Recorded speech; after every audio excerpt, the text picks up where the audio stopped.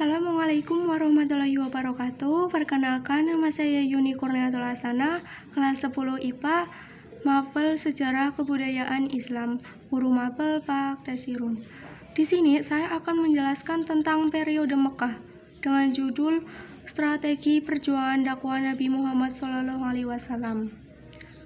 Hijrah Habsyi yang pertama, penyiksaan dan penindasan orang kafir Quraisy yang sangat kejam terhadap orang-orang Islam, terutama dari kelompok bawah, membuat Nabi Muhammad SAW tidak tahan melihat penderitaan pada umatnya tersebut. Akhirnya, beliau memerintahkan kepada para pengikutnya untuk hijrah ke Habsyi untuk menghindari ancaman, gangguan, siksaan dari orang-orang kafir Quraisy. Perintah tersebut langsung direspon dengan baik oleh para sahabat. Oleh karena itu, pada bulan ke-7 tahun kelima kenabian, berangkatlah 11 laki-laki beserta 4 wanita. Lalu rombongan kedua segera menyusul hingga jumlah yang hijrah ke Habsyi mencapai 70 sahabat.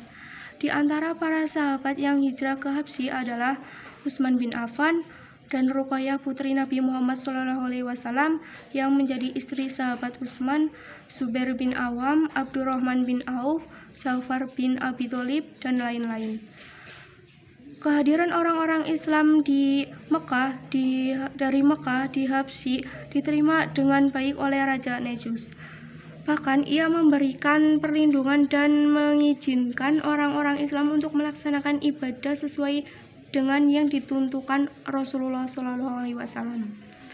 Namun kondisi yang nyaman itu tiba-tiba berubah pada saat orang-orang kafir Quraisy mengirim utusan kepada Raja Najus. Mereka meminta kepada raja agar mengembalikan orang-orang Islam ke negeri Mekah. Tetapi permintaan dan permohonan utusan itu ditolak oleh Raja Najus. Bahkan orang-orang Islam yang berada di Habsyi mendapatkan perlindungan khusus dari tempat yang nyaman di negeri itu, serta diperbolehkan untuk tinggal selama mungkin. Pada saat para sahabat tetap di tempat hijrahnya di Habsyi, Nabi Muhammad SAW memilih tinggal di kota Mekah. Beliau senantiasa berusaha menyebarkan ajaran Islam yang telah disampaikan oleh Allah kepada penduduk Mekah, walaupun mendapat rintangan, ancaman, dan gangguan yang besar dari kaum kafir Quraisy. Usaha Rasulullah SAW ini ternyata tidak sia-sia. Beliau berhasil mengislamkan beberapa tokoh penting Quraisy seperti Hamzah bin Abu Thalib, Abdul Muthalib, yang akhirnya memeluk tokoh Islam pada tahun 615 Masehi, bertepatlah pada tahun ke-6 kenabian.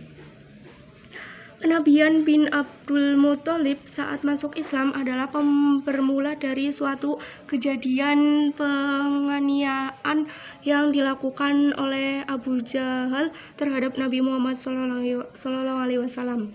Abu Jahal mencela, menghina, dan bahkan mengancam akan membunuhnya waktu itu. Pada saat kejadian yang demikian itu didengar oleh Hamzah, tentu saja ia marah dan terus balik mencari Abu Jahal.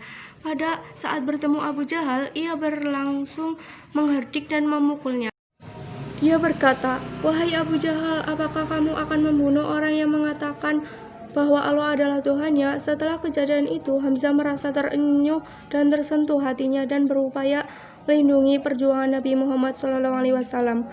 Sejak itulah ia mengatakan keislamannya di hadapan Nabi Muhammad SAW. Di samping Hamzah, tokoh penting lainnya adalah Umar bin Al-Khattab. Islamnya Umar bin Al-Khattab bermula pada saat ia berniat membunuh Nabi Muhammad SAW yang sedang berada di rumah sahabat Arqam bin Abi Arqam.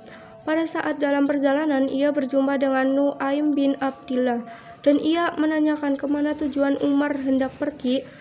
Secara spontan, Umar menjawab bahwa ia akan membunuh Nabi Muhammad SAW. Yang dianggap oleh Umar sebagai sumber masalah dan telah memecah belah masyarakat Mekah. Lalu Nu'aim berkata lagi, "Wahai Umar, bagaimana kamu akan membunuh Muhammad SAW, sedangkan adik ipar kamu Jaja juga telah menjadi pengikutnya yang setia Nabi Muhammad SAW." Mendengar pernyataan Nuaim itu, Umar bin Al-Khattab langsung naik pitam dan marah besar, lalu langsung mencari adiknya, yaitu Fatimah dan Said bin Zaid, suami Fatimah yang pada saat itu sedang membaca Al-Quran.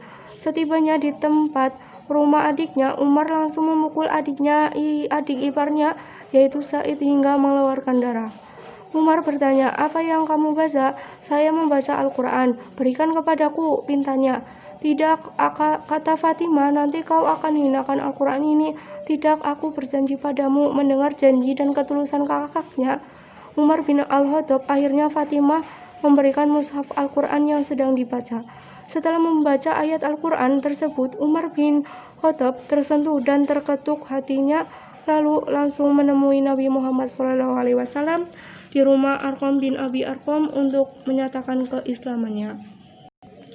Dengan keislaman dua tokoh besar Quraisy, Hamzah bin Abdul Muthalib dan Umar bin Al-Khattab, adalah berkat usaha dan perjuangan Nabi Muhammad SAW yang tidak kenal menyerah dan tidak takut terhadap segala bentuk ancaman dalam berdakwah. Dengan keislaman mereka berdua posisi umat Islam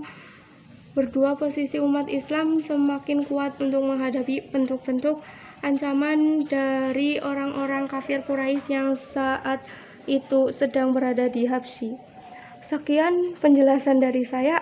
Wassalamualaikum warahmatullahi wabarakatuh.